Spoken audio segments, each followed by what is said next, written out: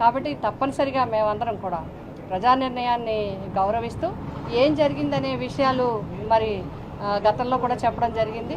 అది ఈవీఎంసా ఏంటి అనేది, ఇంతంత మెజార్టీలు కానీ ఈ రకంగా రావటం కానీ ఇవన్నీ కూడా మరి దీనికి సాక్ష్యాలు ఇవన్నీ కాదు, చాలా ఇది దేశవ్యాప్తంగా కూడా చర్చ జరుగుతుంది.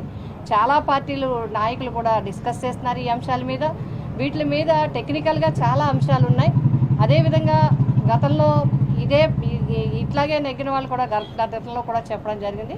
కాబట్టి ఆ విషయాలన్నీ కూడా మనం పక్కన పెట్టి మనం పార్టీ పటిష్టవంతంగా ముందుకు వెళ్లాల్సిన అవసరం ఉంది. ఆ విధంగా మీరందరూ మరి కార్యకర్తలకు అండగా ఉంటూ కమిటీలన్నింటినీ కూడా కొత్త కమిటీలను ఏర్పాటు చేసుకుంటూ మనం ముందుకు వెళ్ళాలి. ఆ విధంగా వెళ్ళమని డైరెక్షన్స్ ఇవ్వటం జరిగింది. ఇంక చాలా అంటారు. వాళ్ళకి జగన్మోహన్ గారిని ముందు నేనేమంటానంటే, ప్రభుత్వ పక్షంలోకి వచ్చారు కాబట్టి ప్రజలకు ఏ వాగ్దానం ఇచ్చారో ఆ వాగ్దానాన్ని అమలు చేయడానికి చూడండి.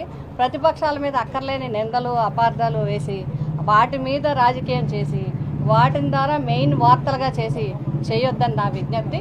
మీరు ప్రజలకు ఏమైతే ఇచ్చారో, పేద వర్గాలకు ఏమైతే ఇచ్చారో, మహిళలకు ఏమైతే ఇచ్చారో, ఎస్సీ ఎస్టీ బీసీ వర్గాలకు ఏమైతే ఇచ్చారో, విద్యార్థులకు ఏమైతే ఇచ్చారో అవన్నీ కూడా మరి జగన్మోహన్ రెడ్డి గారు ఒక డేట్ పెట్టి క్యాలెండర్ పెట్టి ఏ విధంగా అయితే అమలు చేశారో, ఏ విధంగా అయితే పక్షపాతి ధోరణి లేకుండా ఈవెన్ పార్టీలను కూడా చూడకుండా ఏ విధంగా అయితే పథకాలు సంక్షేమ కార్యక్రమాలు అమలు చేశారో మీరు ఆ విధంగా చేసి చూపించమని నేను తెలియజేస్తాను.